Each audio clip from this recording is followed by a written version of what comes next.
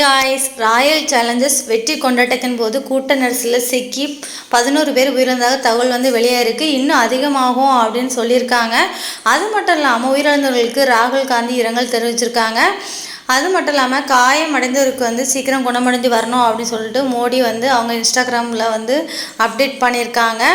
ஒரு கார் சேதமடைந்தது வந்து காட்டியிருக்காங்க. போர்க்குளம் வந்து வெற்றி கொண்டாடம் மாறி இருக்கு. இது குறித்து விரிவாக நம்ம வந்து பார்க்கலாம். ஸோ என்ன நடந்துச்சு அப்படிங்கிறத நம்ம பார்ப்போம். பெங்களூருவில் உள்ள சின்னசாமி மைதானத்தில் ராயல் சேலஞ்ச் பெங்களூர் அணியின் வெற்றி கொண்டாட்டத்தின் போது ஏற்பட்ட தள்ளுமுள்ளு நிலைமையை பதற்றத்தை ஏற்படுத்தியிருக்கு.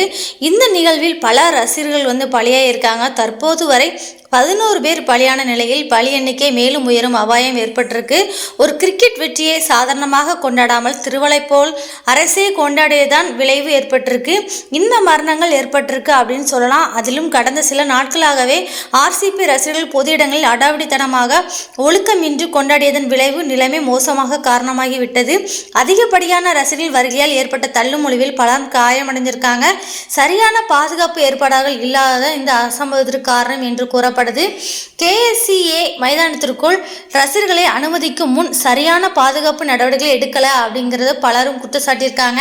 ராயல் சேலஞ்சர்ஸ் பெங்களூர் அணியின் வெற்றி விழாவை காண ஏராளமான ரசிகர்கள் மைதானத்தில் குவிஞ்சிருக்காங்க. மாலை 3 மணிக்கே ரசிகர்கள் மைதானத்தில் வாயிலில் கூட ஆரம்பிச்சிருக்காங்க என்று நேரில் பார்த்தவர்கள் தெரிவிச்சிருக்காங்க.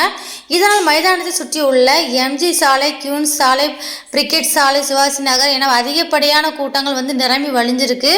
அது மட்டும் இல்லாமல் இந்த பலி எண்ணிக்கை குறித்து